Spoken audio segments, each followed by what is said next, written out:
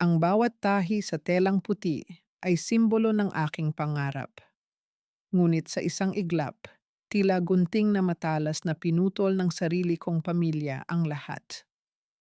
Habang ako ay nagdidildil ng asin para makatipid, sila ay nagpapakasasa sa perang pinaghirapan ko. Isang kahon na walang laman, isang asawang hindi makaimik, at isang biyenang tila anghel ang mukha pero diablo ang dila.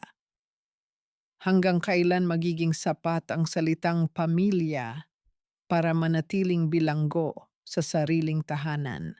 Ang pag-ibig ba ay utang na dapat bayaran ng buong buhay o isang laro kung saan ang tapat laging talo? Ano ba naman ang perang iyan kumpara sa sakripisyo namin bilang magulang, Kian?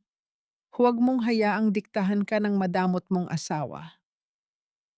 Ang tinig ni Mang Amado ay tila isang malamig na hanging pumasok sa siwang ng pinto, nanunuot sa buto ni Wela habang siya ay nakayuko sa kanyang makinang panahi sa madilim na sulok ng kusina. Sa kabilang silid, ang tunog ng masayang kwentuhan ay sumasabay sa pag-usad ng gabi, habang si Aling Corazon naman ay abala sa pagpuri sa sarili sa harap ng salamin. Samantala, ramdam ni Wela ang bawat hapdi ng karayom sa kanyang mga daliri. Hindi na niya alintana ang pamamanhid ng kanyang mga binti o ang pangangawit ng kanyang likod na tila mababali na sa bawat pag-ikot ng makina.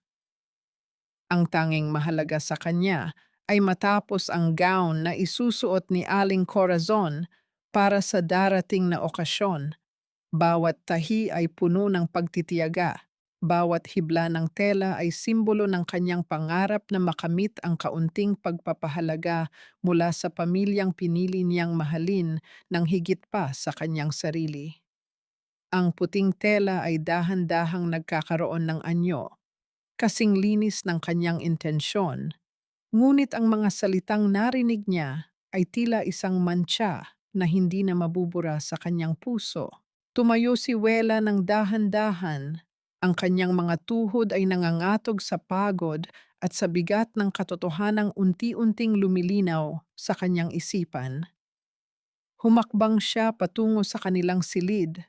Ang bawat yabag niya sa sahig ay tila isang pasanin na hindi na niya kayang pasanin. Ang hangin sa loob ng maliit na kondo ay naging tuyot at mahirap langhapin. Dahan-dahan niyang itinaas ang unan, ang lugar kung saan itinago nila ni Kian ang bawat sentimong pinagpuyatan nila sa loob ng 5 taon. Ang sobrang kulay kape na dati ay mataba at puno ng pag-asa ay naroon pa rin, ngunit sa pagkakataong ito, tila nawalan na ito ng buhay. Nang hawakan niya ito, naramdaman niya ang kagaanan nito na tila isang tuyong dahon na nalaglag mula sa puno, walang laman. Ang rong na sobre ay bumagsak mula sa kanyang nanginginig na mga daliri patungo sa kanyang kandungan. Ang kanyang hininga ay tila nabaon sa kanyang lalamunan at ang kanyang paningin ay nagsimulang lumabo dahil sa mga luhang pilit niyang pinipigilan. Ang ₱250,000 na pambayad sana para sa kanilang unang sariling tahanan, ang bunga ng libu-libong damit na kanyang tinahi at inayos, ay naglaho na parang usok sa hangin. Sa labas ng pinto, narinig niya ang tugon ni Kian, ang lalaking nangakong magiging katuwang niya sa lahat ng hirap at ginhawa. Opo, Tay, intindihin na lang natin si Wela. Mapapatawad din niya tayo kapag na lamang para sa kabutihan ng pamilya ang ginawa natin. Hindi naman niya matitiis ang mga magulang ko. Ang bawat salita ni Kian ay tila isang matalim na kutsilyong unti-unting humihiwa sa natitirang tiwala sa puso ni Wela.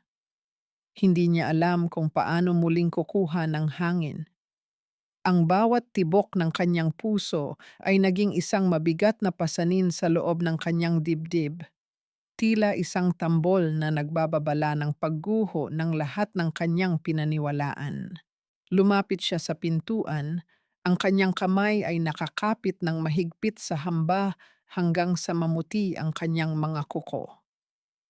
Nakita niya ang kanyang biyenan na si Aling Corazon, masayang sinusukat ang gown na tinapos ni Wela sa loob ng 3 gabi na walang tulog.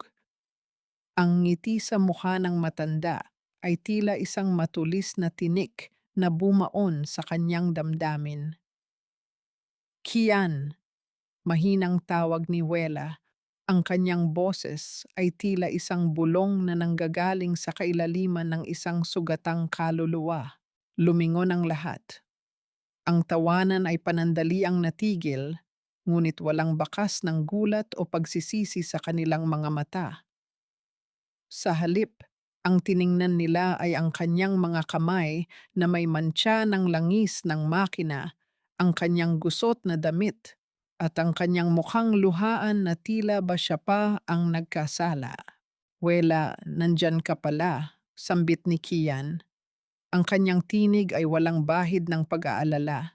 Tila ba ang pagkawala ng kanilang pangarap ay isang maliit na bagay lamang na madaling palampasin. Huwag kang mag-alala. Kikitain natin ulit ang perang iyon.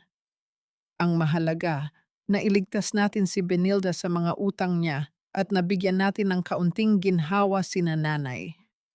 Family is first, right? You understand that, don't you? Ang tanong ni Kian ay nag-iwan ng isang malaking sugat sa kaluluwa ni Wela. Pamilya.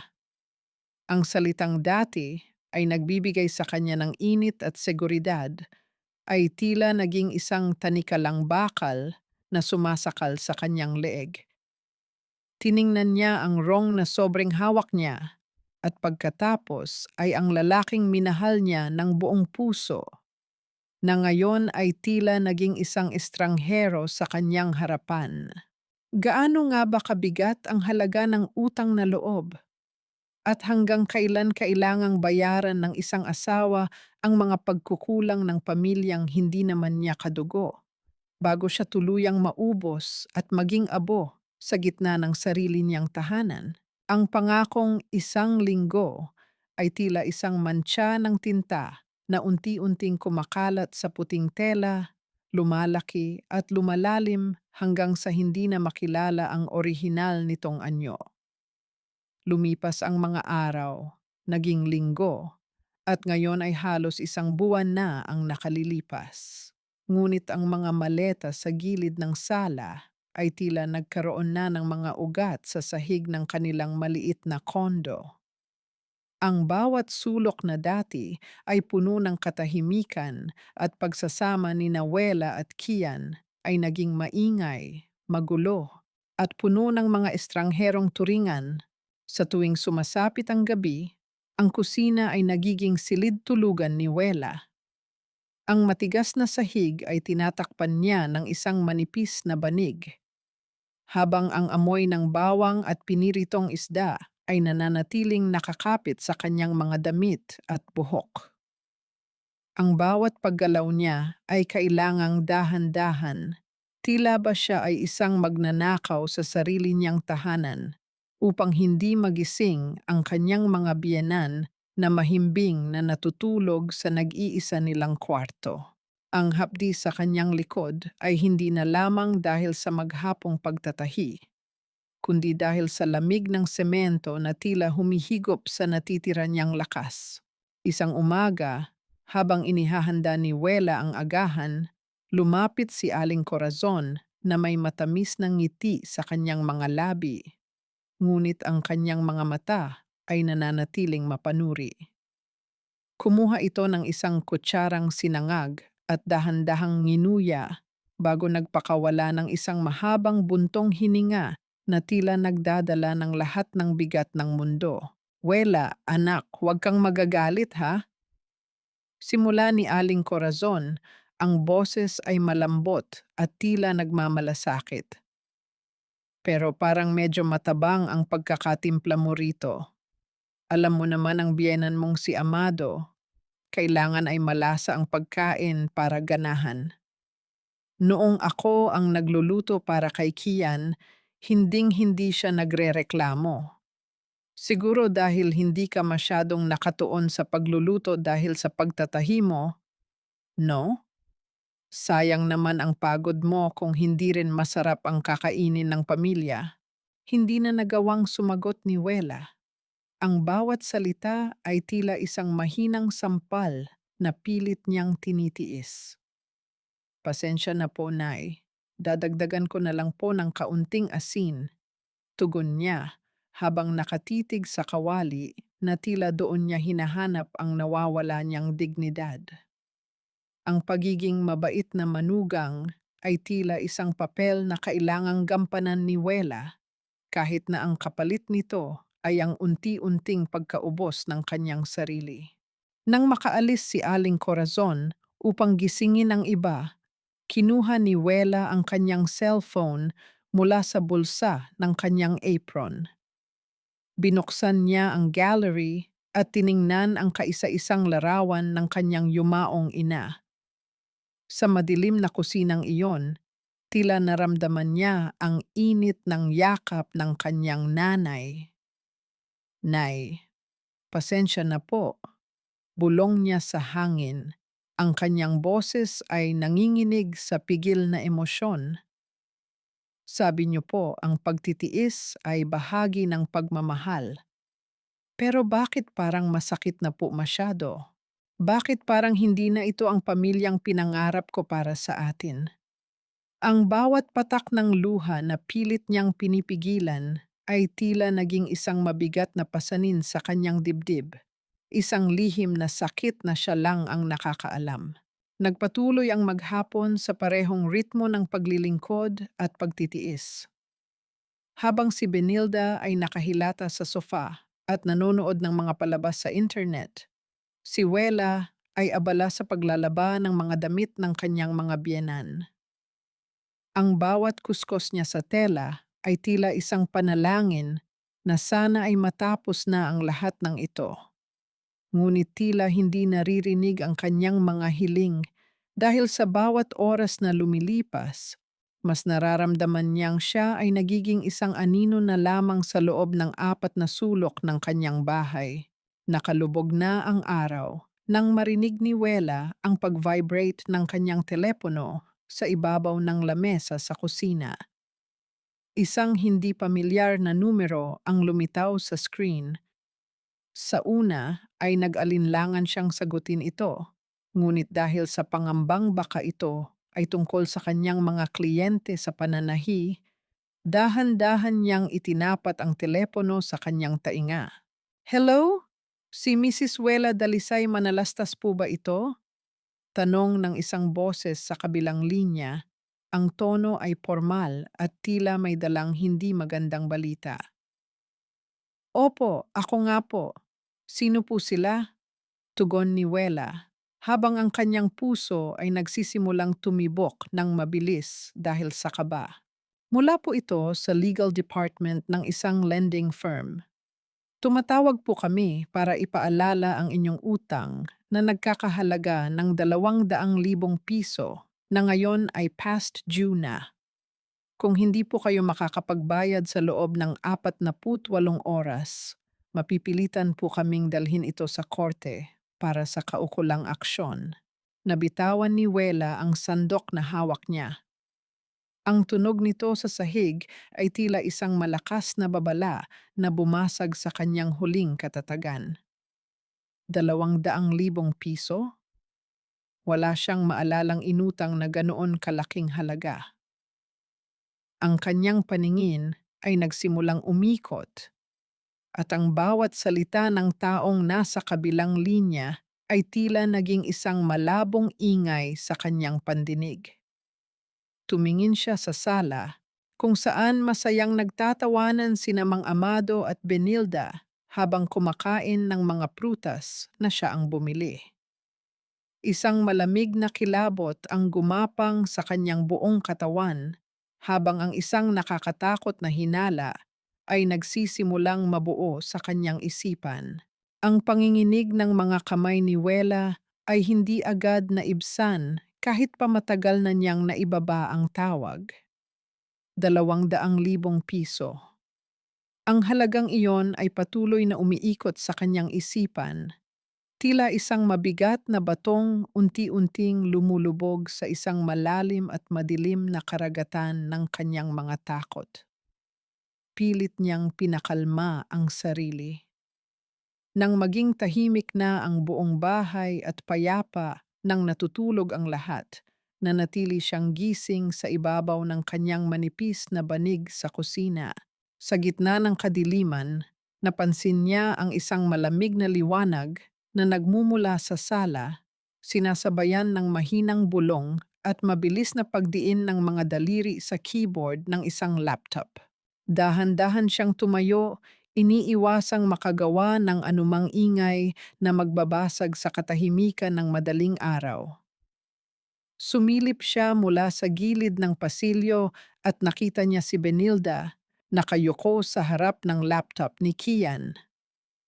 Ang mukha ng kanyang hipag ay pinaliligiran ng liwanag mula sa screen, kung saan makikita ang pag-ikot ng mga makukulay na gulong at baraha ng isang online casino. Bawat pagkatalo nito ay sinusundan ng mariing pagkagat sa labi at mabilis na pagtatype ng mga numero upang muling tumaya. Hindi na nakapagpigil si Wela. Lumapit siya at marahang ibinaba ang takip ng laptop. Ang mukha ni Benilda ay biglang namutla. Ang mga mata nito ay nanlaki sa gulat na mabilis na napalitan ng inis. Ate Benny, ano itong ginagawa mo? Madiing tanong ni Wela, ang kanyang dibdib ay mabilis na tumataas baba sa pigil na galit. Hating gabi na, at sa online sugal mo ba dinadala ang mga perang hinihingi ninyo kay Kian? Sa halip na humingi ng tawad, ang mga mata ni Benilda ay mabilis na napuno ng luha. Nagsimula siyang humikbi ng malakas, isang pag-iyak na sinadya upang punuin ng ingay ang maliit na espasyo at gisingin ang mga natutulog sa kabilang kwarto. Ang kanyang mga balikat ay nanginginig sa pag-arte ng lubos na kawawaan. Pumukas ang pinto ng kwarto at mabilis na lumabas si Aling Corazon, madilim ang mukha. Agad siyang lumapit upang yakapin ang umiiyak na anak. Anong ginagawa mo sa anak ko, Wela? Matalim na tanong ng matanda. Ang mga mata nito ay nag-aapoy sa panunumbat. Nay, nahuli ko po siyang nagsusugal sa internet. Diyan po napupunta ang pera kaya laging ubos at ikaw pa ang may ganang manumbat? Putol ni Aling Corazon, ang kanyang tinig ay tumaas na tila siya ang nagmamay-ari ng katwiran. Hindi mo ba alam na nade-depress ang hipag mo dahil wala siyang mahanap na trabaho? Ito na nga lang ang paraan niya para makalimot sa problema niya, pinagdadamot mo pa. Ganyan ba talaga ang turing mo sa amin? Mga palamunin na walang karapatang sumaya kahit sandali sa loob ng pamamahay na ito. Kaming nagpalaki sa asawa mo, ganyan mo lang tatapakan? Ang mga salitang iyon ay tila mga palasong tumusok at bumara sa lalamunan ni Wela. Gusto niyang isigaw na siya ang nagbabayad ng kuryenteng ginagamit nila, siya ang nagpapakain sa kanila, at siya ang tinatawagan ng mga taong naniningil ng utang na hindi naman sa kanya. Ngunit tiningnan niya ang sarili, nakatayo sa gitna ng sala, mag-isa, habang ang mag-ina ay magkayakap na tila sila ang mga tunay na biktima ng kalupitan. Walang nagawa si Wela kundi ang yumuko at talikuran sila, dala ang bigat ng kawalang katarungang hindi niya maipagtanggol dahil alam niyang walang makikinig. Kinabukasan, habang tahimik na naglilinis ng sala matapos umalis ang kanyang mga biyenan para magsimba, napansin ni Wela ang isang lukot na papel na nahulog mula sa mamahaling bag ni Benilda. Pinulot niya ito upang sana ay itapon sa basurahan. Ngunit nang makita niya ang mga nakalimbag na letra, tila huminto ang pag-ikot ng kanyang mundo. Isa itong resibo mula sa isang sikat at mamahaling beauty salon and spa sa lungsod. May listahan ng mga serbisyong ginamit, gel manicure, foot spa, at isang espesyal na hair treatment na nagkakahalaga ng libu-libong piso. Ngunit hindi ang halaga ang nagpatigil sa paghinga ni Wela. Ang kanyang mga mata ay nanlaki nang mabasa niya ang pangalang nakasulat sa itaas bilang nagbayad gamit ang isang credit card. Nakapangalan ito kay Mrs. Welling Dalisay Manalastas. Tiningnan ni Wela ang kanyang sariling mga kamay. Ang kanyang mga daliri ay puno ng maliliit na sugat mula sa pagkakatusok ng karayom. Ang kanyang mga kuko ay maikli at may mantsa ng langis mula sa makinang panahi. At ang kanyang balat ay magaspang dahil sa araw-araw na paglalaba gamit ang kamay. Habang siya ay nagpapakamatay sa trabaho upang mapakain sila, ang kanyang pangalan ay ginagamit ng ibang tao upang maranasan ang karangyaang hindi niya kailanman ibinigay sa kanyang sarili. Ang pagtataksil ay hindi na lamang emosyonal. Ito ay malinaw, nakasulat sa papel, at nagbabanta na ubusin ang buong pagkatao niya. Ang hapunan ay nabalot ng isang nakakasakal na tensyon. Nakaupo si Mang Amado sa kabisera ng maliit na mesa, ang posisyon na dati ay kay Kian, at tila isang haring nag-aantay na pagsilbihan ng kanyang mga nasasakupan. Habang tahimik na naglalagay ng kanin sa mga plato si Wela, nagsimulang magsalita ang matanda. Ang kanyang boses ay may dalang bigat ng autoridad at isang malalim na manipulasyon na binalot sa salitang pagmamahal. Kian, anak, panimula ni Mang Amado, hindi man lang tinitingnan si Wela na nakatayo sa kanyang gilid. Alam mo naman kung gaano kalaki ang sakripisyo namin ng nanay mo para mapagtapos ka ng pag-aaral. Ibinenta ko ang nag-iisang kalabaw natin, isinangla ang maliit na lupa para lang magkaroon ka ng magandang kinabukasan dito sa Maynila. Hindi biro ang dugo at pawis na ibinuhos namin para sa iyo. Nakayuko lamang si Kian, ang mga mata ay nakapako sa kanyang plato. Ang kanyang pananahimik ay isang malinaw na pagpapakumbaba na lalong nagpalakas ng loob ng kanyang ama. Kaya sana, patuloy ni Mang Amado, ang tono ay unti-unting naging mapilit. Ay matulungan mo kami ngayon. Dumating ang sulat mula sa munisipyo sa probinsya. Kailangan nating magbayad ng malaking buwis sa lupa, kundi ay maremata iyon. Gusto ko sanang umutang ka sa kumpanya ninyo. Idagdag mo na rin ang kaunting allowance ng Ate Benilda mo habang naghahanap siya ng trabaho. Maliit na bagay lang iyan kumpara sa utang na loob mo sa amin, hindi ba? Hinihintay ni Wela na mag-angat ng tingin ang kanyang asawa, na sabihin nitong baon na sila sa utang at nawala na ang lahat ng ipon nila para sa bahay. Hinihintay niyang ipagtanggol ni Kian ang kanilang kinabukasan, ngunit ang inaasahang pagtutol ay hindi dumating. Sa halip, isang mahinang pagtango ang iginawad ni Kian. Sumagot siya nang may panginginig sa boses na nagsasabing gagawan niya ito ng paraan. Ang pagtangong iyon ay tila isang patalim na dahan-dahang itinusok sa likuran ni Wela. Pinapatay ang huling sinag ng pag-asa na may kakampi pa siya sa sarili niyang tahanan. Hindi na nagawang tapusin ni Wela ang kanyang pagkain. Nagdahilan siyang masama ang kanyang pakiramdam at mabilis na nagtungo sa maliit na banyo. Isinara niya ang pinto at binuksan ang gripo. Ang tubig ay dumaloy patungo sa semento, isang patuloy na pag-agos na ginamit niya upang itago ang kanyang paghihirap. Kinuha niya ang isang magaspang na tuwalya at idiniin ito sa kanyang mukha upang pigilan ang pagkawala ng kanyang mga hikbi. Ang lamig ng mga baldosa sa dingding na sinasandalan niya ay walang panama sa lamig na bumabalot sa kanyang puso. Siya ay mag-isa, nakikipaglaban sa isang giyera kung saan ang kanyang sariling asawa ay sumuko na sa kalaban. Kalaunan, upang makatakas kahit sandali sa nakapapasong hangin ng kanilang kondo, bumaba si Wela sa ground floor upang bumili ng sabong panlaba.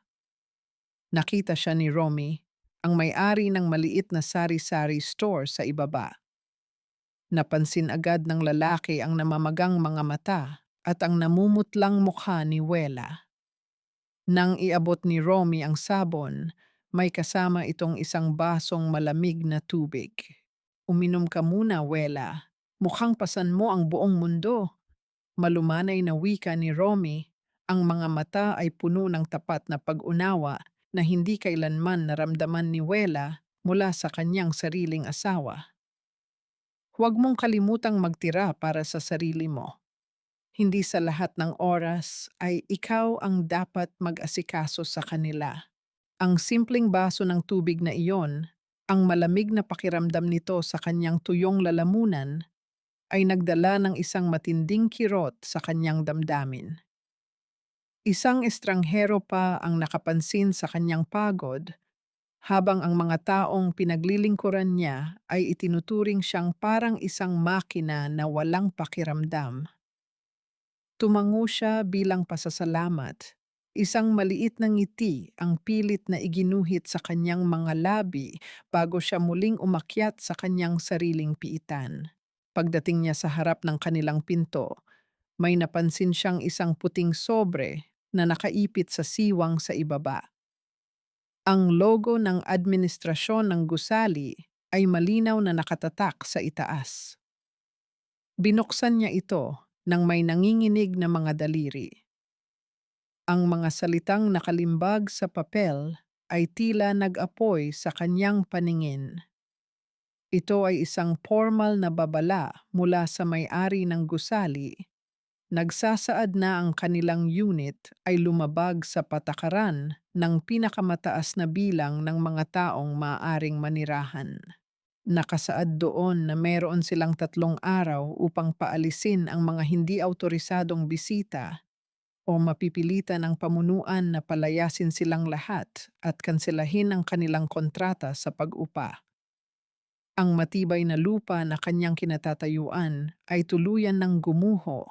Ang sikat ng umaga ay tila hindi sapat upang pawiin ang ginaw na nanunuot sa buto ni Wela habang siya ay naglalakad pabalik mula sa palengke.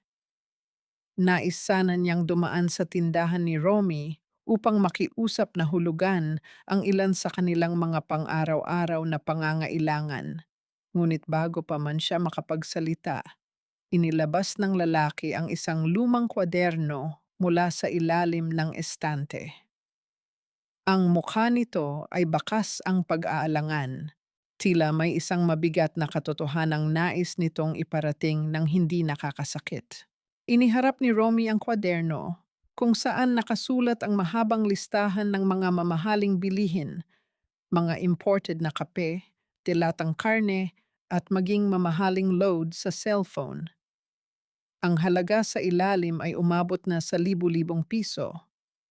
Ang pangalan sa itaas ng pahina ay malinaw at hindi maikakaila.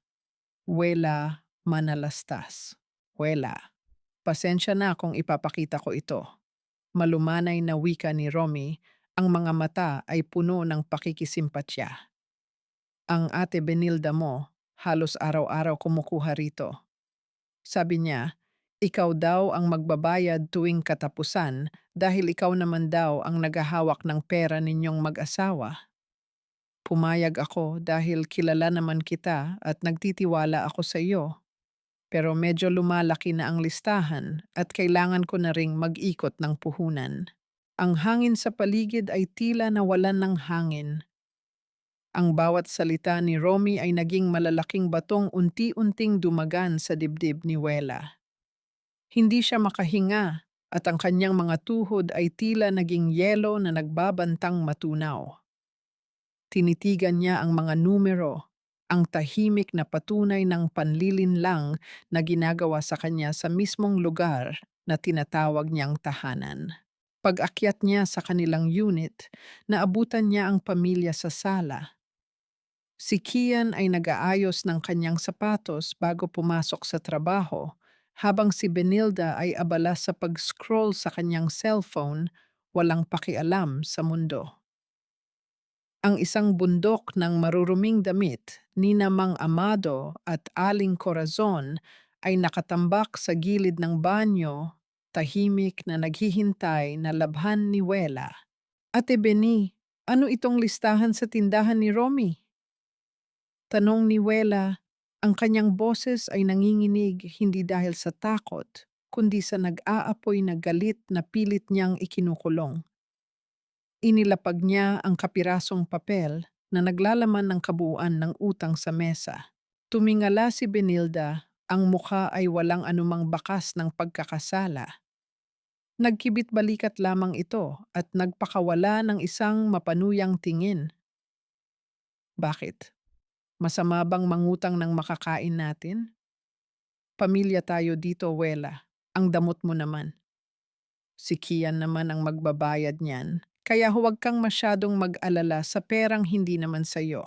Humarap si Wela kay Kian, umaasa na sa pagkakataong ito ay gagamitin ng kanyang asawa ang sarili nitong boses upang ipagtanggol siya. Ngunit bago pa man makapagsalita si Kian, mabilis na sumingit si Aling Corazon. Ang boses nito ay pinalambot, ngunit may dalang nakalalasong talim na sanay bumaon sa konsensya.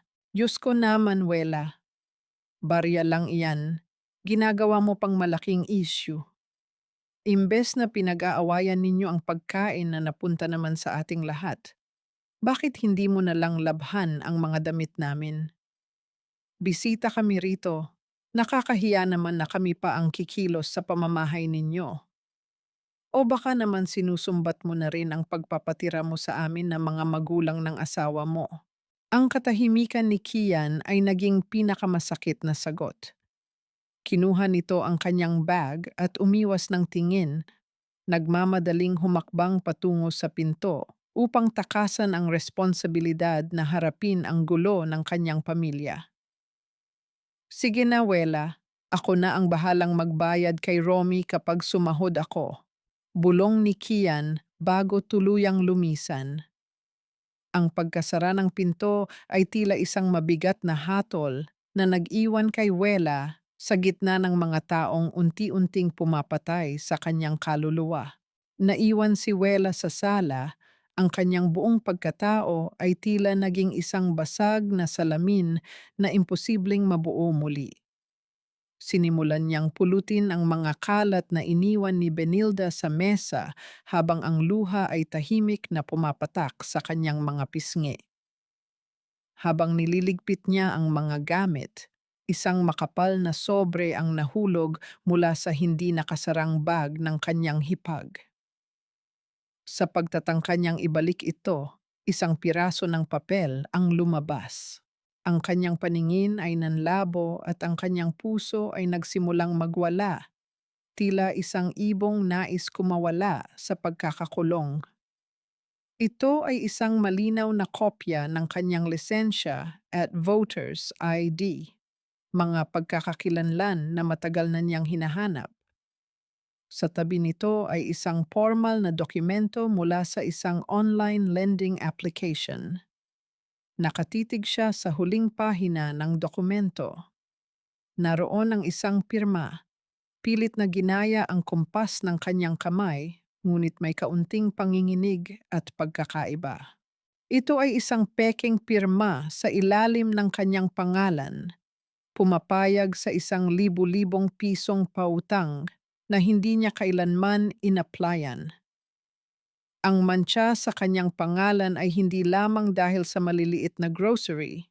Ito ay isang formal na krimen na maingat at walang awang binalangkas ng mismong mga taong pinaglilingkuran niya araw at gabi.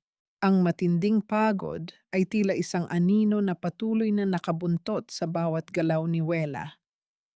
3 gabi na siyang halos walang tulog, tinatapos ang mga ipinagawa ng kanyang mga parokyano upang may maipambili ng pagkain para sa pamilyang walang ginawa kundi ang ubusin ng kanyang lakas. Ang bawat pagtapak niya sa pedal ng kanyang lumang makinang panahi ay may kasamang matinding pangangawit ng kanyang mga binti, habang ang kanyang sikmura ay patuloy na nagrereklamo dahil sa kakulangan ng laman. Ang kapeng malamig na nasa kanyang tabi ay hindi na sapat upang panatilihing dilat ang kanyang mga mata. Sa isang iglap, ang liwanag mula sa bumbilya ay tila nagsimulang sumayaw. Ang paligid ay unti-unting dumilim, tila isang makapal na kumot na sapilitang itinakip sa kanyang mukha. Ang manhid sa kanyang mga daliri ay gumapang patungo sa kanyang mga braso hanggang sa ang kanyang buong katawan ay mawalan ng kontrol at tuluyang bumigay. Ang kanyang ulo ay mabigat na napasubsob sa ibabaw ng mga telang kanyang tinatahi, kasabay ng tuluyang pagkawala ng kanyang ulirat. Ang paligid ay naging isang tahimik na kawalan. Nang muling magbalik ang kanyang diwa, isang matinding kirot sa kanyang sintido ang una niyang naramdaman. Dahan-dahan niyang iminulat ang kanyang mga mata at bumungad sa kanya ang mukha ni Aling Corazon. Ngunit walang bakas ng pag-aalala sa mukha ng matanda. Sa halip, isang mainit na baso ng kape ang sapilitang inilapag nito sa mesa malapit sa kanyang mga kamay. Wela, ano ba namang klaseng pag-iinarte ito? Madiing bulong ni Aling Corazon, ang mga kilay ay magkasalubong sa inis. Diyos ko, inatake ka pa ng antok sa kalagitnaan ng trabaho. Uminom ka muna nitong kape at tapusin mo na iyang tinatahi mo. Alam mo namang hinihintay na yan ng customer mo bukas. Kailangan natin ng bayad dyan para may pambili tayo ng ulam mamaya. Huwag mong idahilan ang pagkahilo mo para lang makapagpahinga at mag-isa ng trabaho. Walang salitang lumabas sa bibig ni Wela. Ang kawalang malasakit ng kanyang biyenan ay mas matalim pa kaysa sa karayom na ginagamit niya. Sinubukan niyang umayos ng upo. Ang kanyang buong katawan ay nanginginig sa kahinaan, ngunit pinilit niyang abutin ang tela upang ipagpatuloy ang kanyang gawain. Ang kanyang mga luha ay nag-uunahang pumatak, hindi dahil sa sakit ng kanyang katawan, kundi dahil sa kawalang awa ng mga taong itinuring niyang pamilya. Pagsapit ng gabi, umuwi si Kian mula sa trabaho. Inasahan ni Wela na sa pagkakataong ito, makakaramdam siya ng kaunting kalinga mula sa kanyang asawa. Ngunit nang makita siya ni Kian na nakahiga sa banig sa kusina at namumutla, hindi yakap o matamis na salita ang sumalubong sa kanya. Ano ba namang nangyayari sa iyo, Wela? Iritableng tanong ni Kian, ang boses ay puno ng panunumbat. Pag-uwi ko, sobrang stressed ni nanay.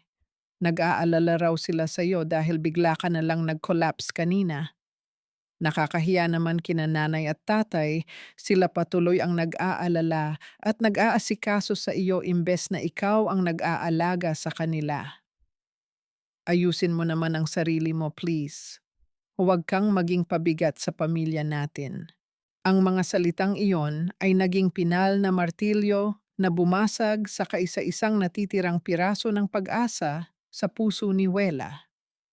Siya na ang nagpakapagod, siya na ang nagkasakit, ngunit siya pa rin ang naging masama sa paningin ng lalaking sinumpaan niyang makakasama habang buhay.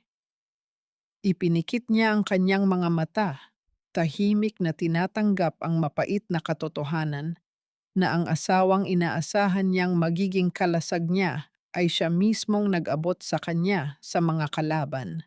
Madaling araw na at tulog na ang lahat. Nakapikit lamang si Wela ngunit gising na gising ang kanyang diwa sa gitna ng madilim na kusina. Mula sa kabilang silid, narinig niya ang mahinang pag-uusap. Ito ay si Benilda, nakikipag-usap sa telepono sa isang taong hindi kilala ni Wela. Oo, bukas ng hapon dalahin mo na yung pickup. Pabulong na sabi ni Benilda, tila nagmamadali at nag-iingat na hindi marinig. Sigurado akong mabebenta natin ng malaki iyon. Lumang modelo pero heavy duty pa ang sewing machine ng hipag ko. Ako na ang bahala. Hindi agad mapapansin ng tangang iyon na nawawala ang makina niya. Kailangan ko na talaga ng cash bukas, kundi yari ako sa mga pinagkautangan ko sa online casino.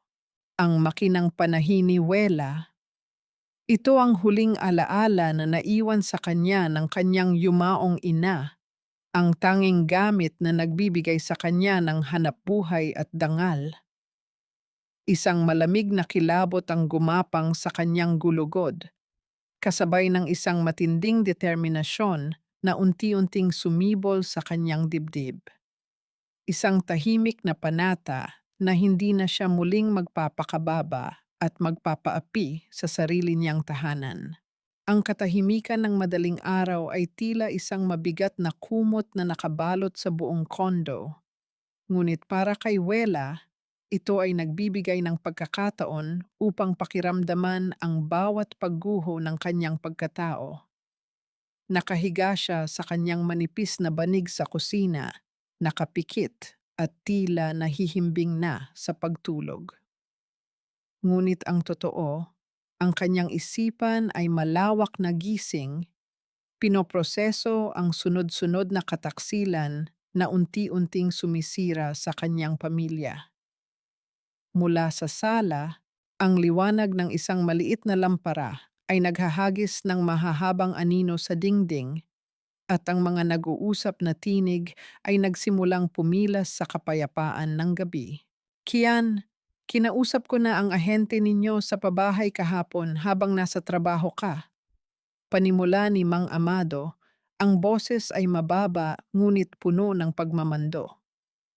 Sinabi niya na pwede mo raw bawiin ang inisyal na down payment ninyo doon sa kinuha ninyong hulugan na bahay. Nasa 300,000 din iyon kung ibabalik nila ng buo. Isang mabigat na pagbuntong hininga ang pinakawalan ni Kian. Pero tay, para sa bahay namin ni Wela iyon, iyon na lang ang natitira sa mga ipon namin na nasa bangko bukod doon sa cash na nakuha ninyo sa ilalim ng unan noong nakaraan. Kung kukunin natin iyon, tuluyan na kaming mawawalan ng bahay na lilipatan. Mabilis na sumingit si Aling Corazon, ang kanyang tono ay ginawang malambing, ngunit may nakatagong talim ng pangongonsensya. Anak, mas mahalaga ang dugo at pamilya kaysa sa semento at bloke. Gagamitin natin ang perang iyon para sa isang magandang business investment na inaalok sa ate Benilda mo. Kapag lumago iyon, mas malaki pa ang maibabalik namin sa inyo. Huwag mong hayaang mabulok sa kulungan ang kapatid mo dahil sa mga utang niya, Kian. Dugo mo kami. Huwag mong piliin ang asawa mo kaysa sa amin na nagluwal at nagpalaki sa iyo. Mula sa kanyang kinahihigaan, naramdaman ni Wela ang pag-ikot ng kanyang sikmura. Ang sinasabing investment ay isang malaking kasinungalingan. Alam niyang gagamitin lamang nila ang pera upang bayaran ang mga natalong sugal ng kanyang hipag. Ngunit ang mas nagpadurog sa kanyang puso ay ang kawalan ng anumang pagtutol mula sa kanyang asawa. At isa pa, Kian, dagdag ni Mang Amado, ang boses ay lalong tumigas. Napapansin ko na masyadong nagiging maramot at pakialamera iyang asawa mo. Imbes na tayo ang nagdidikta dahil tayo ang pamilya, siya pa ang nagmamarunong. Bukas na bukas din, pupunta tayo sa HR ng kumpanya mo. Ilipat mo sa pangalan ng nanay mo ang account ng sahod mo. Kami na ang magbabudget para sa inyo upang matiyak na napupunta sa tama ang pera mo at para hindi na nakakapag-inarte si Wela. Tutal, asawa lang naman siya. Kami ang tunay mong pamilya. Hinihintay ni Wela ang galit ni Kian. Hinihintay niyang ipagtanggol ng kanyang asawa ang kanilang pinaghirapan, ang kanyang dangal bilang asawa, at ang kanilang kinabukasan. Ngunit ang tanging sumunod ay ang mahinang tinig ng pagsuko. Sige po, Naitay. Kakausapin ko po ang HR bukas para mailipat sa inyo ang ATM ko. Kukunin ko na rin po ang pera sa developer. Pero sana hindi mo na malaman ni Wela ito. Baka mag-iskandalo na naman iyon. Ang mga salitang iyon ay naging mga punyal na sabay-sabay na itinusok sa likuran ni Wela. Ang lalaking pinangakuan niya ng walang hanggang pag-ibig ay siya pa mismong nagbigay ng pahintulot upang tuluyan siyang alisan ng karapatan at pagkatao. Sa dilim ng kusina, mariing naikuyom ni Wela ang kanyang mga kamao. Pinigilan niya ang kanyang hininga, kinagat ang kanyang sariling labi hanggang sa malasahan niya ang pait ng dugo upang huwag makawala ang isang malakas na iyak mula sa kanyang lalamunan. Ang mga luhang pumatak at bumasa sa kanyang unan ay hindi na nagtataglay ng init ng pag-asa o kalungkutan. Ang mga ito ay malamig, kasing lamig ng isang yelong bumabalot sa isang pusong tuluyan nang namatay sa pag-ibig ngunit muling nabuhay para sa hustisya. Sa sandaling iyon, naglaho ang Wela na martir, ang babaeng laging nag-aalay ng sarili upang buuin ang pamilyang naninira sa kanya ay tuluyan ng nagpaalam. Dahan-dahan niyang iginapang ang kanyang kamay patungo sa bulsa ng kanyang apron na nakapatong sa kanyang tabi. Naramdaman ng kanyang nanginginig na mga daliri ang malamig na katawan ng kanyang cellphone. Maingat niya itong inilabas. Pinanatiling madilim ang screen upang hindi makapukaw ng atensyon. Gamit ang memorya ng kanyang mga daliri, binuksan niya ang application para sa voice recorder at mariing pinindot ang pulang bilog na magtatala ng bawat salitang gagamitin niya upang bawiin ang kanyang ninakaw na buhay. Ang sikat ng araw ay nagdala ng isang bagong umaga, ngunit sa pagkakataong ito, nagdala rin ito ng isang bagong Wela. Wala nang luha sa kanyang mga mata at ang dating nanginginig niyang mga kamay ay gumagalaw na ngayon ng may tiyak na layunin. Sa harap ng hapagkainan, tahimik niyang inihain ang paboritong itlog at sinangag ni Mang Amado. Tinanggap ang masasakit na pasaring ni Aling Corazon nang may maikling pagtango at walang bahid ng pagtutol. Ngunit sa likod ng kanyang maamong mukha, nagsimula na ang kanyang tahimik na paghahanda. Nang makapasok si Kian sa banyo, mabilis na kinuhanan ni Wela ng malinaw na larawan ang mga pekeng dokumentong nakatago sa bag ni Benilda at maingat na inilipat ang mga voice recording sa isang ligtas na imbakan sa internet. Ang bawat pagmamalupit nila ay hindi na niya tinitingnan bilang sugat, kundi bilang mga sandata na gagamitin niya sa tamang panahon. Pagkatapos ng mga gawaing bahay, nagpaalam si Wela na bibili lamang ng mga sinulid sa kabilang kanto. Ngunit ang kanyang mga paa ay dumiretso sa tindahan ni Romy. Nang walang alinlangan, inabot sa kanya ng mabait na kapitbahay ang malilinaw na kopya ng mga resibo kung saan pekeng nakapirma ang kanyang pangalan para sa mga inutang ni Benilda. Mula roon, nagtungo siya sa isang maliit na karinderya upang katagpuin ang kanyang Tia Deli ang nag-iisang kamag-anak na laging nagpapaalala sa kanyang halaga. Habang pinagmamasdan ang mga ebidensya, hinawakan ng matanda ang magaspang na kamay ni Wela. Ang mga mata nito ay puno ng pag-unawa ng isang babaeng minsan na ring nakaranas ng pang-aabuso. Ang kabutihan na walang hangganan ay nagiging kasalanan sa sarili, Wela. Malumanay ngunit mariing paalala ni Chiadelli na nagbigay sa kanya ng mga payong legal at emosyonal na lakas upang harapin ang parating na unos. Ang mga salitang iyon ay tila isang mainit na yakap na tuluyang nagpatibay sa kanyang nag-iisang desisyon.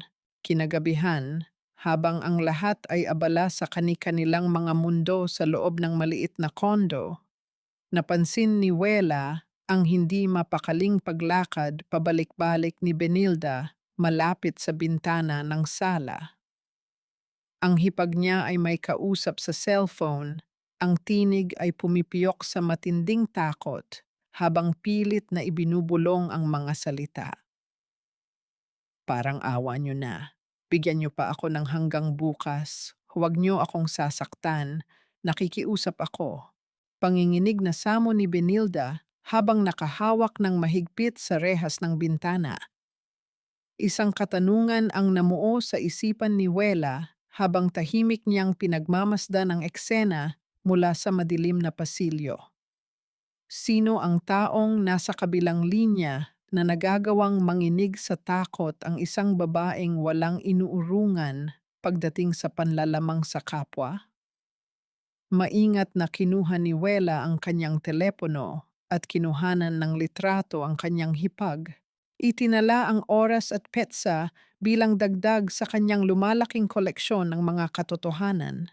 Kinabukasan, habang tahimik na nagtatahi si Wela at malakas na nanonood ng telebisyon sina Aling Corazon at Mang Amado, isang malakas na pagtawag mula sa labas ng kanilang unit ang nagpatigil sa lahat.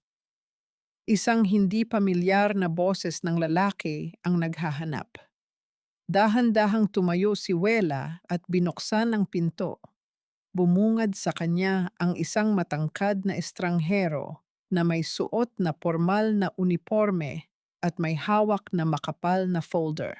Tiningnan ng lalaki ang papel na hawak nito at diretsong tumitig kay Wela. Ang boses ay malakas at umaalingaw-ngaw sa buong pasilyo. Naghahanap kay Mrs. Wela Manalastas upang personal na iabot ang isang formal na abiso mula sa korte tungkol sa isang napakalaking pagkakautang na hindi nabayaran. Ang formal na abiso mula sa lalaking nagpunta ay buong tapang na tinanggap ni Wela. Hindi siya nagulat o nagpakita ng takot. Sa halip, isang mapait na ngiti ang sumilay sa kanyang mga labi habang pinagmamasdan niya ang pangalan niyang nakasulat sa dokumento, isang utang na ginawa ni Benilda gamit ang kanyang pagkakakilanlan. Nanlilisik ang mga mata ni Mang Amado at Aling Corazon habang nakatingin sa kanya mula sa sala, ngunit hindi na nagpaapekto si Wela. Hinihintay na lamang niya ang pagdating ng nag-iisang taong inaasahan niyang magtutuwid ng lahat. Nang bumungad si Kian mula sa trabaho noong gabing iyon, ang mukha nito ay bakas ng pagod, ngunit hinatak siya ni Wela patungo sa kanilang maliit na silid upang ibigay ang huling pagkakataon na mailigtas ang kanilang pagsasama. Ipinatong ni Wela sa ibabaw ng kama ang ilang piraso ng papel. Hindi niya inilabas ang lahat ng kanyang alas, kundi ang kopya lamang ng pekeng pirma sa loan application at ang pahina ng utang mula sa tindahan ni Romy.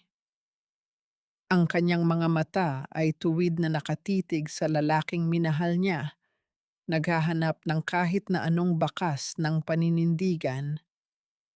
Kian, harap-harapan na akong niloloko at ninanakawan ng pamilya mo, panimula ni Wela. Ang kanyang boses ay hindi sumisigaw, ngunit may dalang bigat na tila uulol sa sino mang makakarinig. Ginagamit nila ang pangalan ko para sa mga utang na hindi ko alam, habang ako ay nagpapakamatay sa pagtatahi para may makain kayo. Ngayon, tatanungin kita at gusto ko ng tapat na sagot. Sino ang pipiliin mo? Ang asawa mo na sinisira nila o ang pamilya mong walang ginawa kundi gamitin tayo? Bago pa man makasagot si Kian, mabilis na pumasok sa silid si Aling Corazon, kasunod ang madilim na presensya ni Mang Amado. Nagsimula na naman ang galing sa pag-arte ng matanda. Humikbi ito ng malakas, hawak ang dibdib na tila inaatake sa puso habang nagtapon ng mga salitang dinisenyo upang muling gapusin ang budhi ng kanyang anak. Diyos ko, Kian, ginagawa na kaming halimaw ng asawa mo sa sarili mong pamamahay. Kasalanan ba namin kung gipit na gipit ang kapatid mo at nakagawa ng mali? Pamilya tayo, dapat nagtutulungan. Palalayasin mo ba kami sa kalsada para lang masunod iyang babaeng iyan na walang alam kundi magbilang ng kamalian natin? Tiningnan ni Kian ang kanyang lumuluhang ina. Pagkatapos ay binalingan niya si Wela. Ang mga mata ng kanyang asawa ay nagmamakaawa, hindi ng pera, kundi ng katarungan. Ngunit unti-unting nakita ni Wela ang pag-atras sa mga balikat ni Kian, ang pagsuko sa kanyang tindig na matagal na niyang kinakatakutan. Wela, please, intindihin mo na lang, nang hihinang pakiusap ni Kian, ang boses ay puno ng kaduwagan. Kapatid ko si Benilda, bayaran na lang natin ng paunti-unti, gagawan ko ng paraan. Huwag naman nating palayasin sina nanay, wala silang pupuntahan. Ang mga salitang iyon ay ang huling sinulid na nagdudugtong kay Wela at Kian, at sa sandaling iyon, tuluyan na itong napatid. Wala ng luha, wala ng galit. Tanging isang malamig na pagtanggap na siya ay matagal nang nag-iisa sa laban na ito. Tahimik na binuksan ni Wela ang kanyang lumang kabinet at nagsimulang magpasok ng ilang pirasong damit sa isang maliit bag. Ang kanyang pag-ikot ay kalmado, tila ba naghahanda lamang sa isang ordinaryong pag-alis, ngunit ang kanyang puso ay tuluyan ng nagpaalam. Nang makita ni Mang Amado ang ginagawa niya, umusbong ang matinding galit ng matanda dahil sa pagpapakita ni Wela ng pagsuway sa kanilang kapangyarihan. Humarang ito sa pintuan ng silid, ang mukha ay namumula sa poot, at nagpakawala ng mga salitang inaasahan niyang dudurog sa huling hibla ng lakas ng manugang. Kung aalis ka, Wela, huwag ka nang babalik. Pero tandaan mo, lumayas ka kung gusto mo, pero wala kang madadala kahit isang sentimo mula sa pamamahay na ito. Ang maliwanag na ilaw sa loob ng bulwagan ng barangay ay tila naging isang malaking entablado kung saan ang bawat maskara ay tuluyan ng mahuhubad. Nakaupo si Wela sa isang malamig na silyang bakal, tuwid ang likod at kalmado ang paghinga. Sa kanyang harapan ay ang kapitan at sa kabilang panig ng mahabang mesa ay ang pamilya Manalastas.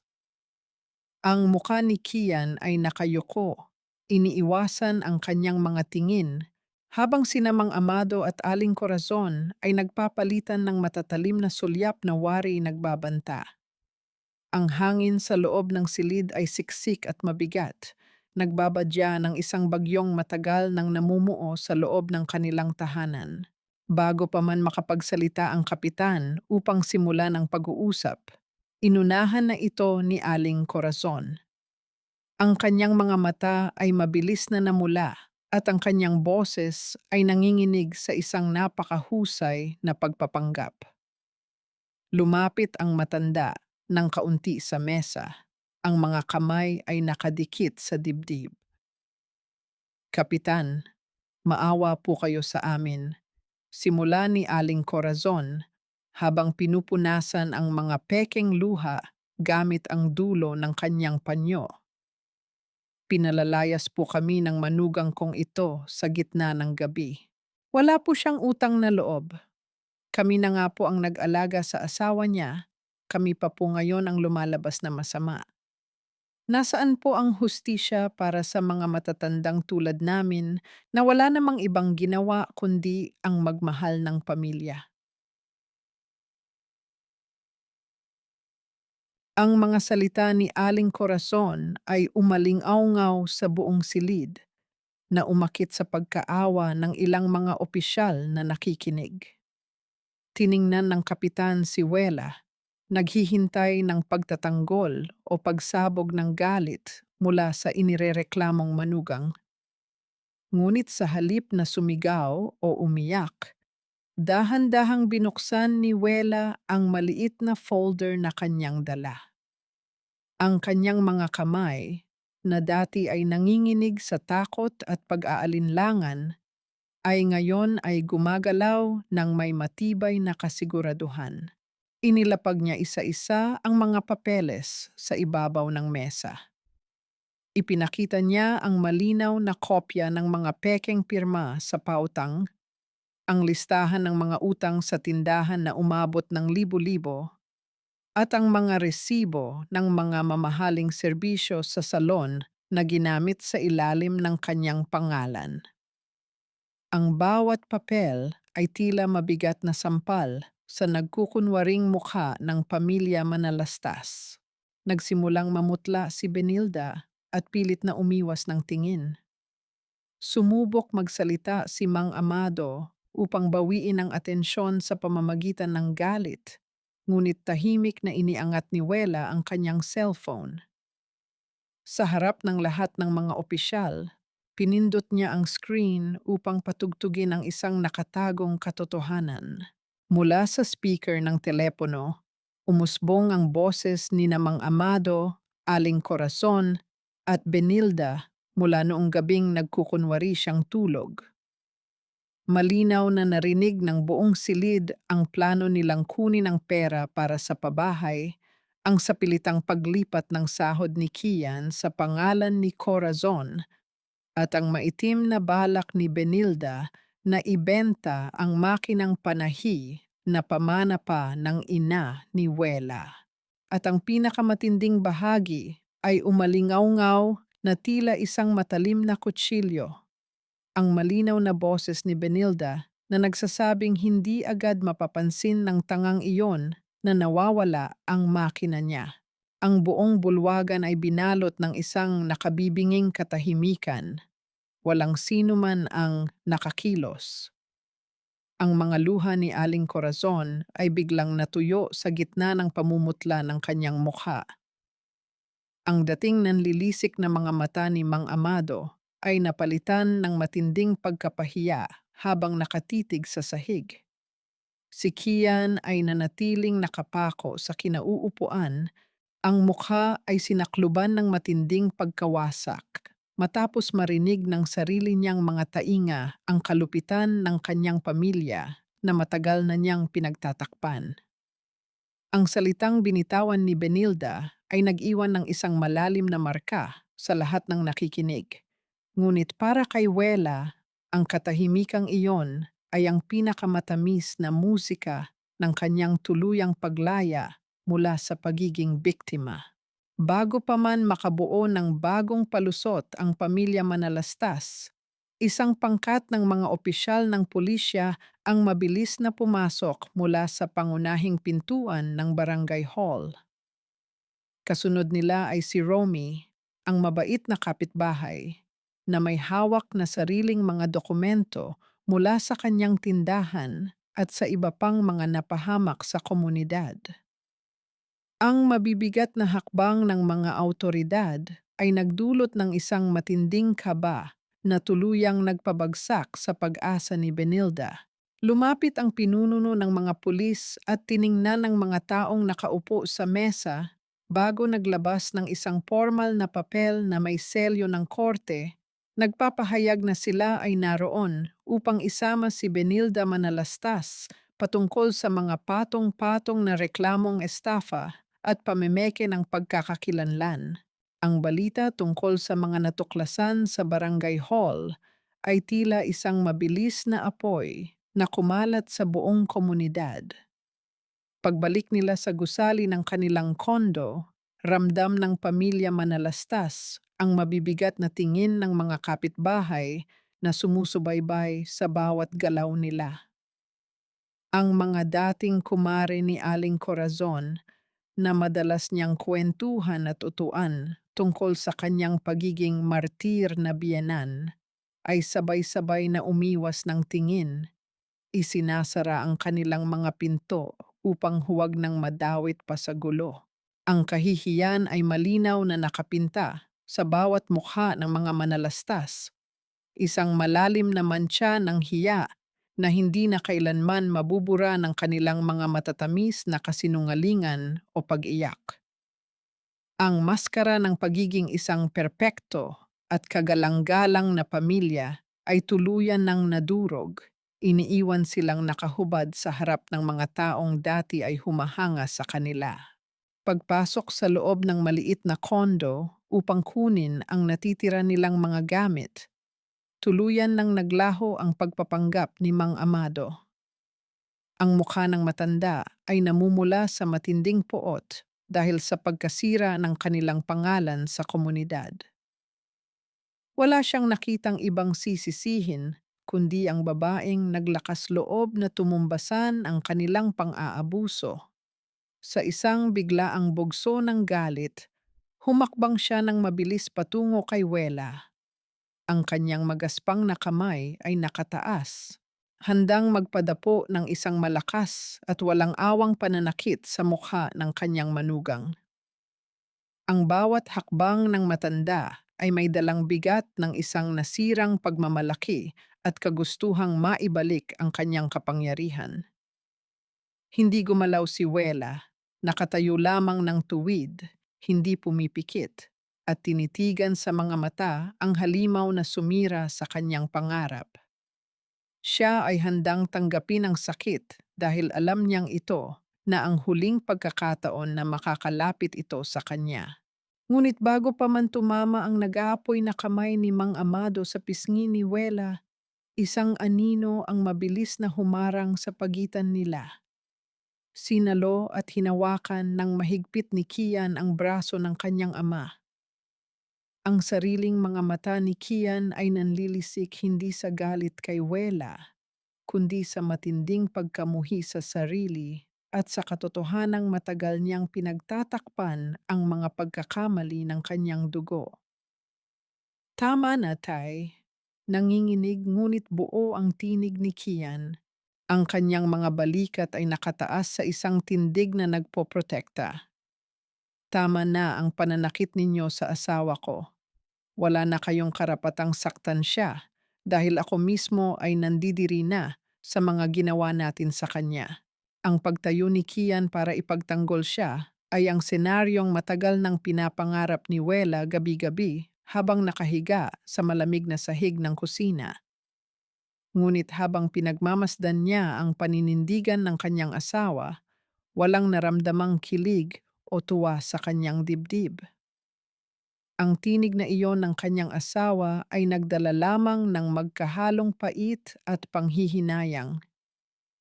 Ito ang unang hakbang ng paggising ni Kian, ang pagpili sa tama, ngunit alam ni Wela sa kanyang puso na ito ay dumating sa panahong patay na ang pag-ibig na hinihingi nito. Ang mga sugat ay masyado ng malalim upang mabilis na paghilumin ng isang harang at isang salita. Bago pa man makasagot si Mang Amado upang igiit ang kanyang autoridad bilang ama, bumukas ang pinto ng unit mula sa labas. Pumasok ang dalawang opisyal ng barangay kasama ang mismong tagapamahala ng gusali. Hawak nila ang pinal na kautusan ng pagpapaalis na inilabas matapos mapatunayan ang mga paglabag sa kontrata at ang pagkakadawit ng tirahan sa kasong estafa ni Benilda. Ang desisyon ng tagapamahala ay malamig at hindi na maaring ipagpaliban ng anumang pakiusap. Wala nang sapat na oras upang magbalot ng kanilang kapalaluan. Ipinag-utos sa buong pamilya manalastas, maging kay Kian, dahil ang kontrata ay nasa ilalim ng kanilang pangalan, na lisanin ng nasabing kondo bago lumubog ang araw. Iniiwan silang lahat sa labas ng pinto, habang bitbit lamang ang kanilang iilang mga damit, at ang mapait na katotohanang sila ay tuluyan ng pinalayas sa nag-iisa nilang kanlungan. Ang mga siksikang eskinita at maputik na daan sa isang maralitang komunidad ang naging bagong tagpuan ng pamilya Manalastas matapos silang palayasin sa gusali. Ang masangsang na amoy ng estero at ang kawalan ng maayos na bentilasyon sa maliit na inupahang kwarto ay malayong malayo sa komportabling buhay na pilit nilang inangkin mula kay Wela. Pilit na hinihila ni Aling Corazon ang braso ni Kian, pinaluluha ang mga mata sa pag-asang madadala pa rin nito ang anak sa pamamagitan ng panunumbat sa nakaraan. Sinabihan siya ni Mang Amado na bilang nag-iisang lalaking anak, tungkulin nitong buhayin sila lalo na ngayong nakakulong si Benilda. Ngunit sa pagkakataong ito, malinaw na nakita ni Kian ang tanikala ng pang-aabuso. Binitawan niya ang kamay ng kanyang ina at tinalikuran ang mga pangaral ng kanyang ama. Ang utang na loob ay binayaran na niya ng sobra-sobra at ang natitirang hininga niya ngayon ay inilaan niya upang subukang bawiin ang nag-iisang babaeng nagmahal sa kanya ng tapat. Sa isang maliit at tahimik na inupahang silid malapit sa talyer ni Tiadeli, pansamantalang nanuluyan si Wela. Walang malambot na kama o malapad na telebisyon, ngunit ang hangin doon ay magaan at malaya. Ang gabi ay binalot ng isang napakalakas na buhos ng ulan. Ang bawat patak ay humahagupit sa yelong bubungan, tila naghuhugas sa mga latak ng kahapon. Nakaupo si Wela sa sahig, yakap ang kanyang mga tuhod habang nakatingin sa kalawakan ng bintana. Ang lamig ng panahon ay unti-unting pumapasok sa mga siwang, ngunit mas nakakapanigang ang tinig na nanggagaling sa labas ng kanyang matibay na pintuan. Nakatayo si Kian sa ilalim ng walang awang pagbuhos ng ulan. Ang kanyang mga damit ay basang-basa at nakadikit sa kanyang nanginginig na katawan. Hindi siya kumakatok ng pilit o nag-iiskandalo. Ang kanyang pag-iyak ay tahimik at punong-puno ng matinding pagsisisi. Wela, alam kong naririnig mo ako. Nang hihinang pakiusap ni Kian, ang boses ay nakikipaglaban sa ihip ng hangin. Patawarin mo ako. Ngayon ko lang nakita ang halaga mo kung kailan durog na durog ka na dahil sa akin. Iniwan ko na sila, Wela. Pinili na kita. Handa akong magsimula ulit. Kahit sa pinakailalim, mapatunayan ko lang na ako na ang asawang kailangan mo noon pa. Ang mga salitang iyon ay mga panalangin matagal nang inaasam ni Wela noon. Noong mga panahong naghihingalo ang kanyang puso sa pagmamakaawa. Naramdaman niya ang matinding pagkirot sa kanyang dibdib, ang panginginig ng kanyang mga kamay habang naririnig ang paghikbi ng lalaking minsan ay naging mundo niya. Bumalik sa kanyang isipan ang lahat ng pagkakataong siya ang naiwan sa lamig habang si Kian ay nakasilong sa mainit na yakap ng pamilyang umabuso sa kanila. Ang pagmamatigas ng puso ni Wela ay hindi nagmula sa galit, kundi sa isang malalim na pagkaunawa na ang basag na salamin, gaano man pilitin na buuin ng pag-ibig, ay patuloy na makakasugat kapag muling hinawakan. Dahan-dahang tumayo si Wela. Ang kanyang mga hakbang ay banayad ngunit may kasiguraduhan patungo sa pintuan. Inabot ng kanyang kamay ang malamig na hawakan at tuluyang binuksan ito.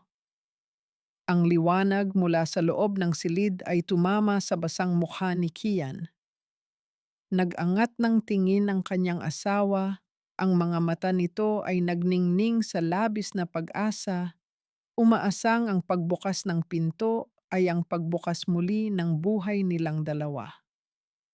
Ang mga labi nito ay nangangatog sa lamig, handang humakbang papasok sa init ng kanyang presensya. Ngunit hindi iniabot ni Wela ang kanyang mga braso upang yakapin ang nanginginig na asawa. Ang kanyang mukha ay kalmado, puno ng awa, ngunit walang bahid ng pagbabalik loob. Mula sa kanyang tagiliran, inilabas niya ang isang malinis na brown envelope. Dahan-dahan niya itong iniabot sa dibdib ni Kian. Ang mga mata ay may basbas ng isang huling pamamaalam. Sa loob ng sobreng iyon ay hindi mga liham ng pag-ibig, kundi ang mga formal na dokumento para sa kanilang annulment. Isang malinaw na mensahe na ang pagpili ni Kian na magbago ay sapat na upang mapatawad ito sa hinaharap, ngunit huli na upang muling maibalik ang pamilyang tuluyan ng naglaho. Ang malamig na rehas ng bilangguan at ang amoy ng luma at siksikang selda ang naging bagong mundo ni Benilda. Wala na ang mga makukulay na kuko, ang amoy ng mamahaling pabango, at ang sikat ng screen mula sa kanyang online gambling. Ang tanging naririnig niya ngayon ay ang malungkot na paghikbi ng ibang mga bilanggo at ang mabibigat na hakbang ng mga gwardya sa labas ng bakal na pinto. Sa gitna ng kadiliman, unti-unting nanuot sa kanyang isipan ang bawat mukha ng mga taong kanyang niloko, lalo na ang maamong mukha ni Wela na dati ay itinuturing niyang tanga, ngunit ngayon ay naging simbolo ng kanyang sariling pagkawasak. Ang bawat gabi sa loob ng selda ay tila isang mahabang oras ng paghuhukom kung saan ang kanyang mga maling desisyon ay naging mga multong hindi siya hinahayaang makatulog ng payapa. Isang hapon, habang abala si Wela sa pag-aayos ng kanyang mga sinulid sa bagong bukasan niyang maliit na talyer, isang pamilyar na anino ang humarang sa sikat ng araw sa kanyang pintuan. Ito ay si Aling Corazon. Ang dating kagalang-galang at maayos na hitsura ng matanda ay napalitan ng gusot-gusot na damit at isang mukhang tila tumanda ng 10 taon sa loob lamang ng maikling panahon. Ang kanyang mga mata ay hindi na mapanuri, kundi puno ng pagmamakaawa at takot. Lumapit siya kay Wela. Ang kanyang mga kamay ay nanginginig habang pilit na humahawak sa gilid ng mesa ng mananahi. Wela, anak. Pabulong na samo ni Aling Corazon, ang boses ay pumipiyok sa matinding hiya. Nakikiusap ako, tulungan mo kami. Wala kaming pambayad ng piyansa para sa ate Benilda mo. Ang asawa ko ay laging nakahiga na lang dahil sa sama ng loob. Ikaw na lang ang pag-asa namin. Kahit kaunti lang, Wela, para lang makalabas ang kapatid ni Kian. Pamilya pa rin tayo, hindi ba? Huwag mo naman kaming talikuran sa oras ng ganitong kagipitan. Nanatiling tahimik si Wela. Ipinagpatuloy niya ang paggupit sa dulo ng isang tela. Ang bawat kumpas ng kanyang gunting ay may dalang pinal na desisyon. Nang matapos siya, dahan-dahan niyang iniangat ang kanyang tingin at sinalubong ang mga mata ng kanyang biyenan. Walang galit sa kanyang puso, tanging isang malalim na kapayapaan na nanggagaling sa pagtatakda ng hangganan. Nay, malumanay ngunit mariing tugon ni Wela, ang pamilya ay hindi nagtataksil at hindi nagnanakaw sa isa't isa. Ang pagtulong na hinihingi nyo ay hindi na po para sa kabutihan, kundi para lamang takasan ang pagkakamaling ginawa nyo. Tapos na po ang panahon na ang kabutihan ko ang pambayad sa mga utang na hindi ko naman inutang. Dahan-dahang dumukot si Wela sa kanyang bulsa at naglabas ng ilang pirasong barya at isang malutong na 500 piso. Inilapag niya ito sa ibabaw ng mesa sa harap ni Aling Corazon. Ito po ang huling maibibigay ko. Gamitin niyo po ito sa pamasahe ninyong mag-asawa pauwi sa probinsya. Doon po kayo magsimulang muli, malayo sa mga tukso ng lungsod at malayo sa akin. Huwag na po kayong babalik dito. Ang bawat salita ni Wela ay tila isang formal na pagputol sa huling hibla ng utang na loob na ginamit na tanikala sa kanya ng matagal na panahon. Samantala, sa labas ng talyer, nakatayo si Kian at pinapanood ang tagpo mula sa malayo. Hindi na siya lumapit upang makiusap o sumingit sa usapan. Ang kanyang mukha ay bakas ang isang mabigat na pagtanggap. May dala siyang isang maliit na sobre na naglalaman ng kanyang unang sahod mula sa bagong trabahong nahanap niya. Isang trabaho kung saan siya mismo ang nagpapakahirap ng walang tulong o manipulasyon ng iba. Lumapit siya sa pintuan matapos umalis ang kanyang ina at iniwan ang isang maikling sulat sa ibabaw ng mesa ni Wela. Sa loob niyon, inamin niya ang lahat ng kanyang mga pagkukulang at humingi ng tunay na tawad. Hindi dahil gusto niyang bumalik, kundi dahil gusto niyang malaman ni Wela na sa wakas, natuto na siyang maging isang lalaking may sariling paninindigan. Ang pagtalikod ni Kian sa kanyang nakaraan ay ang kaisa-isang paraan upang mabigyan niya ng katahimikan ang babaeng kailanman ay hindi niya nagawang protektahan. Isang taon ang mabilis na lumipas at ang sikat ng araw na tumatama sa bagong pintuan ng talyer ni Wela ay tila may dalang init ng pag-asa. Ang dating maliit na sulok sa kusina ay napalitan na ng isang maayos at maliwanag na espasyo sa Quezon City. Dito, ang bawat disenyo ng mga damit na nakasabit sa dingding ay naglalahad ng kwento ng kanyang muling pagbangon. Ang bawat pag-ikot ng orasan sa dingding ay nagbibigay ng payapang ritmo sa kanyang katahimikan, malayo sa ingay ng panunumbat at gulo ng nakaraan. Kilala na siya rito bilang Miss Wela, ang mananahi na hindi lamang nag-aayos ng tela, kundi tila nagbibigay din ng bagong buhay sa mga taong lumalapit sa kanya. Isang hapon, habang abala si Wela sa paglalagay ng mga huling detalye sa isang puting gown, naramdaman niya ang isang pamilyar na presensya sa labas ng kanyang tindahan. Ang anino ng isang lalaki ay huminto sa tapat ng salaming pinto. Hindi na ito ang anino ng isang taong hapo at talunan. Nang mag-angat ng tingin si Wela, nakita niya si Kian. Malinis ang suot nitong uniforme ng isang senior technician at ang kanyang mga mata ay may dalang liwanag ng isang taong nahanap na ang sariling landas. Dahan-dahang pumasok si Kian, ang kanyang mga hakbang ay banayad at may paggalang sa espasyong binuo ni Wela para sa sarili nito. May dala siyang isang maliit na paper bag na naglalaman ng mga paboritong kakanin ni Wela, isang simpleng alaala ng kanilang masayang nakaraan bago ang lahat ng unos. Wela, mahinang bati ni Kian, ang boses ay matatag at wala ng panginginig ng pag-aalinlangan. Dumaan lang ako para iabot ito. At para na rin sabihin sa iyo na natapos ko na ang huling bayad sa mga utang na iniwan ni Benilda. Sariling sikap ko iyon, Wela. Wala nang tulong mula sa iba. Isinantabi ni Wela ang kanyang karayom at hinarap ang lalaking minsan ay naging kabiyak ng kanyang buhay. Napansin niya ang mga magagaspang na palad ni Kian ang mga marka ng tunay na pagtatrabaho.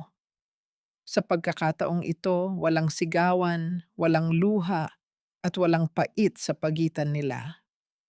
Ang pag-uusap ay naging seryoso at malalim, tila dalawang matandang magkaibigan na nagbabalik tanaw sa isang malayo at malabong alaala. Salamat, Kian, tugon ni Wela, isang tapat na ngiti ang sumilay sa kanyang mga labi. Masaya ako para sa iyo. Hindi dahil sa nabayaran mo ang utang, kundi dahil natuto kang tumayo sa sarili mong mga paa.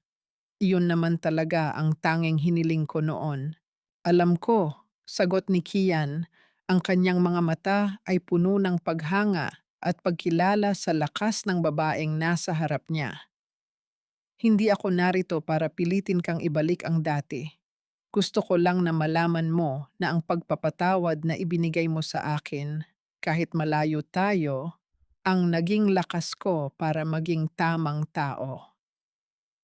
Pinapadalhan ko na rin sina nanay at tatay sa probinsya ng sapat lang para sa gamot at pagkain nila. May rangyoy na ang lahat, Wela. Katulad ng itinuro mo sa akin, ang hapon ay lumalim sa kanilang pag-uusap, kung saan ang bawat salita ay naging gamot sa mga natitira pang sugat sa kanilang mga kaluluwa. Walang pangakong muling pagsasama, walang mabilisang solusyon, kundi isang unti-unting pagtanggap na ang paghilom ay isang mahabang proseso na nangangailangan ng panahon at distansya. Ang katahimikan sa loob ng talyer ay naging saksi sa isang pag-ibig na nagbago ang anyo. Mula sa pagiging mapanira, ito ay naging isang uri ng paggalang na mas matibay pa sa anumang tela. Nang magpaalam na si Kian at tuluyang lumisan, nanatili si Wela sa kanyang upuan, pinagmamasdan ang papalubog na araw. Ngunit ang kanyang katahimikan ay muling nabasag nang iabot sa kanya ng kanyang assistant ang isang puting sobre na may selyo mula sa Correctional Institution for Women. Isang liham na nanggaling kay Benilda. Dahan-dahang binuksan ni Wela ang liham. Sa loob niyon, ang mga sulat kamay ni Benilda ay hindi na nagtataglay ng kayabangan. Sa bawat salitang nakasulat sa papel, tila naririnig ni Wela ang tunay na tinig ng pagsisisi mula sa loob ng kulungan. Nakasaad doon ang pag-amin ni Benilda sa lahat ng kanyang panlilinlang at ang isang tapat na pakiusap ng kapatawaran, hindi upang makalabas siya ng maaga, kundi upang gumaan ang kanyang budhi sa bawat gabing dumadaan. Ang tanong ay naiwan sa isipan ni Wela. Sapat na ba ang mga salitang nakasulat sa papel upang mabura ang lahat ng pait?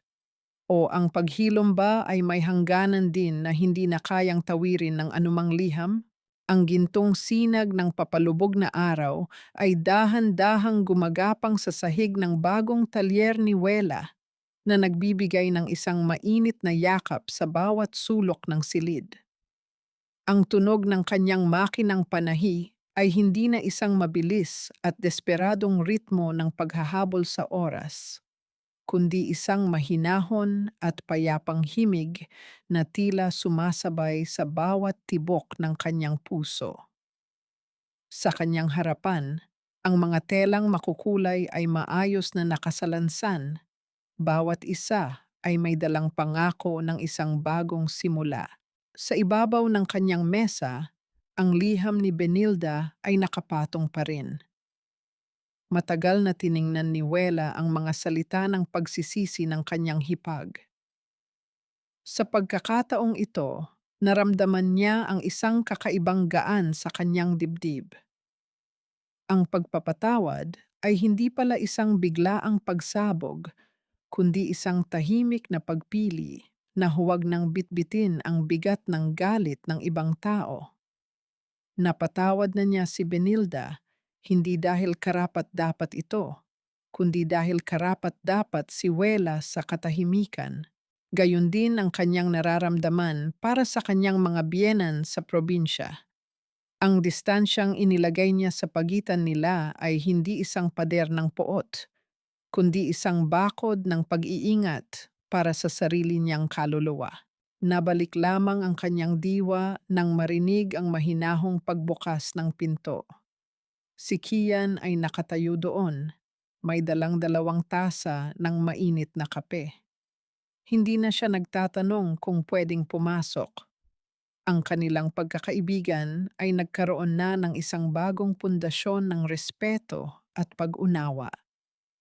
Umupo si Kian sa maliit na silyang kahoy sa tapat ng bintana at dahan-dahang lumapit si Wela upang tanggapin ang kape. Ang ganda ng sikat ng araw ngayon, no? Mahinang wika ni Kian habang nakatingin sa labas.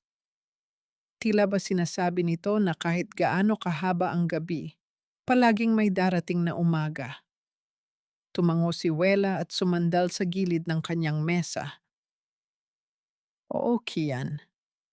At sa pagkakataong ito, natutunan na nating pahalagahan ang liwanag ng hindi na natatakot sa dilim. Ang katahimikan sa pagitan nilang dalawa ay hindi na nakasasakal. Ito ay isang katahimikang puno ng mga bagay na hindi na kailangang sabihin pa. Ang annulment ay patuloy na umuusad, ngunit ang kanilang pagkatao ay muling nabuo sa magkaibang landas na pinagtatagpo ng paggalang. Kumakain sila ng simpleng hapunan sa tapat ng bintana, isang pandesal at kape, mga pagkaing simple ngunit puno ng kalayaan. Wala ng utang na loob na kailangang bayaran, wala ng manipulasyon na kailangang iwasan. Sila ay dalawang tao lamang na natutong magmahal sa paraang tama at may hangganan. Bago tuluyang lumisan ang liwanag, tumayo si Wela at lumabas ng sandali upang ayusin ang sign na nakasabit sa kanyang pintuan. Ang mga letra ay malinaw at matatag. Ang bait ay hindi dapat inaabuso. Ang signboard na iyon ay hindi lamang para sa kanyang mga customer, kundi isang paalala para sa kanyang sarili sa bawat araw na dadaan. Ang kabutihan ay isang kayamanan, ngunit ang pag-iingat dito ay isang tungkulin. Nahanap na ba ni Wela ang kapayapaan? Oo. Sa bawat tahi ng kanyang makina at sa bawat gabing nakakatulog siyang walang pangambang may kukuha ng kanyang pinaghirapan. Nahanap na rin ba ni Kian ang kanyang sarili? Sa bawat araw na tumatayo siyang mag-isa at pinipili ang tama, unti-unti niyang binubuo ang dangal na matagal niyang nawala. Ang kanilang kwento ay hindi nagtapos sa isang magarbo at perpektong kasalan, kundi sa isang mas mahalagang tagumpay, ang pagkapanalo sa sariling kalayaan at ang pagtuklas na ang tunay na pamilya ay hindi ang mga taong umuubos sa iyo, kundi ang mga taong marunong rumespeto sa iyong sakripisyo. Ang aral na iniwan ni Wela sa bawat tagapakinig ay malinaw. Huwag hayaang ang iyong puso ay maging isang rong na sobre dahil sa labis na pagbibigay sa mga taong walang balak magpahalaga. Ang pagmamahal sa sarili ay hindi pagiging maramot. Ito ang tanging paraan upang tunay kang makapagbigay ng walang pait. Sa huli, ang buhay ay tila isang piraso ng tela. Ikaw ang may hawak ng gunting at karayom, at ikaw ang may kapangyarihang magpasya kung anong disenyo ang nais mong isuot sa iyong pagharap sa bagong umaga.